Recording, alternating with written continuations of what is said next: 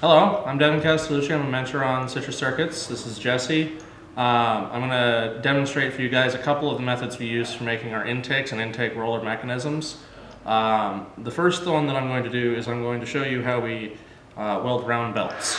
So this is the round belt jig that we use. It's just a couple blocks of aluminum with a hole cross-drilled through it, held together by a really crummy hinge. So it's important to always get the edges cut nice and square on your round belt, and all you have to do is just heat it up until they start melting.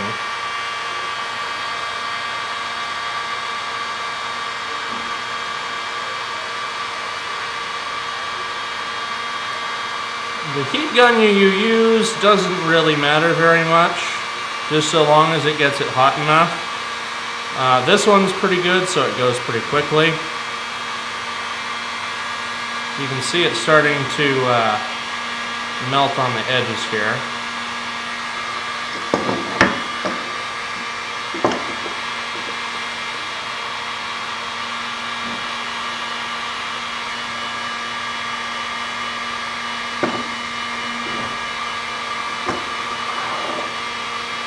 Press together and hold. Doesn't take very long. And then you can trim the edges off. It takes a little bit of practice to get the welds really nice, but they are usually very strong, unlike this one that I did. I haven't practiced that much lately. Let's see if I can get a better weld here.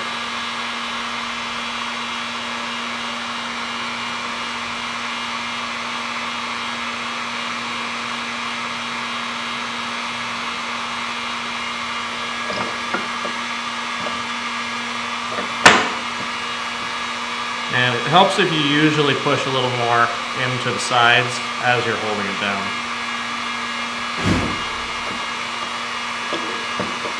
There we go, that one's a lot better. Then you just trim off the little flanges. So now we're going to show you how we float large diameter surgical tubing onto our aluminum roller tubes. The way we have this set up is we have it wire tied onto a air gun. We like to use just wire. I've seen it done just fine with zip ties before, but I really like safety wire. It's a problem. All right.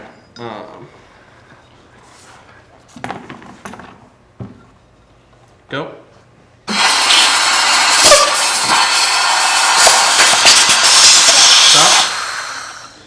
Go. Stop.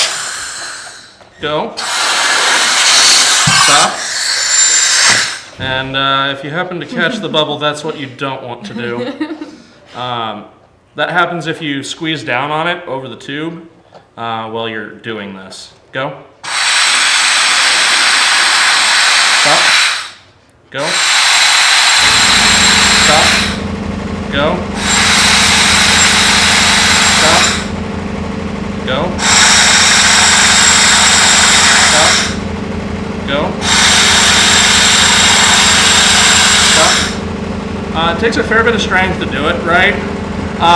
For those of you that actually need a segmented roller, my suggestion is float the entire length on that you want, cut it where you want a gap, and then let it ease off like this. Go.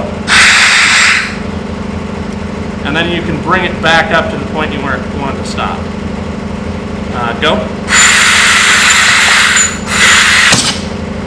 And you can take it off like that.